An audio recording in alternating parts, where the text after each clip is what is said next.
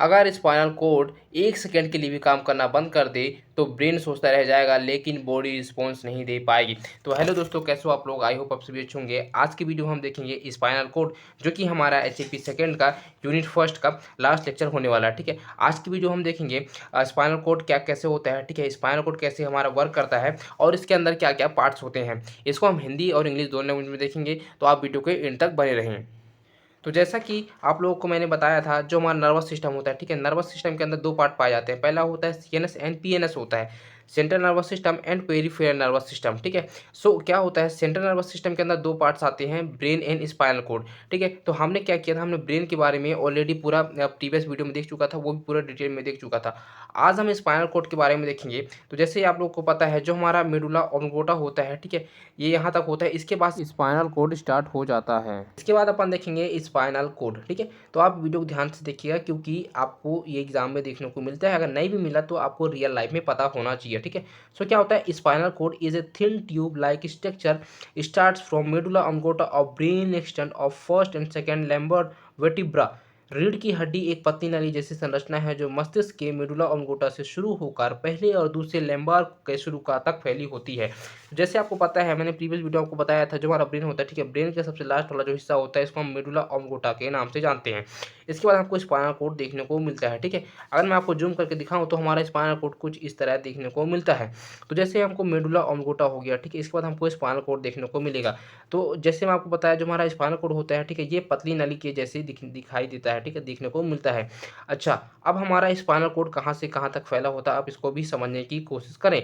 तो क्या होता है, हमारा जो मेडुला ऑब्लिंगोटा होता है, ठीक है, यहाँ से लेकर जो हमारे लैम्बर सेकंड होता है, ठीक है, इसमें तो वैसे 5 होते हैं, L1 से लेके हमारे L5 तक होते हैं। ठीक है, इस पे तो क्या होता है, जो हमारा L1 L2 L3 L4 L5 होता है, ठीक है, तो हमारा जो L2 तक देखने को मिलता है, इसको हम स्पाइनल कोड के नाम से जानते हैं। कहाँ से लेके, मेडुला ऑब्लिंगोटा से लेके L2 तक देखने को मिलता है। ठीक है, उसके बाद जो L3 L4 L5 बच गए, मतलब 3 यहाँ बच गया। ठीक है, अब उसके बाद क्या होता है, सैक्रोल हो गया। ठीक है, फिर क्या हो गया, कोकाईगैल हो गया। ठीक है, तो ये सब क्या होती है, जो हमारे स्पाइनल कोड के हमारे नर्व फाइबर्स होते हैं, ठीक है, जिसको हम गौड़ा इक्विना के नाम से जानते हैं।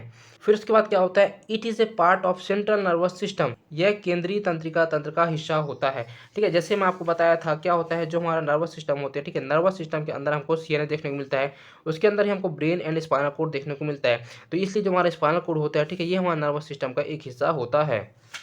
फिर क्या होता है, in men the length of spinal cord is about 45 centimetre and while in women it is about of 43 centimetre. पुरुषों में रीढ़ की हड्डी की लंबाई लगभग 45 सेंटीमीटर होती है।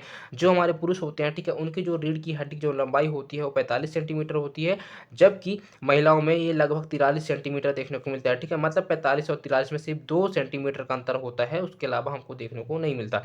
फिर क्या होता है, it's weights it's about 35 grams, इसका वजन लगभग 35 ग्राम होता है। ठीक है, तो जैसे आपको पता है, 45 सेंटीमीटर किस में देखा गया है, हमारे पुरुषों में देखा गया है, और जो हमारा 43 सेंटीमीटर है, ठीक है, ये हमको महिला में देखने को मिला है। ठीक है, फीमेल में देखने को मिला है। तो इनके सेंटीमीटर के हिसाब से इनका वजन हो सकता है। ठीक है, या फिर जो छोटे बड़े होते हैं उनके हिसाब से वजन देखने को मिलता है, इसलिए इसमें हम लगभग का प्रयोग कर रहे हैं।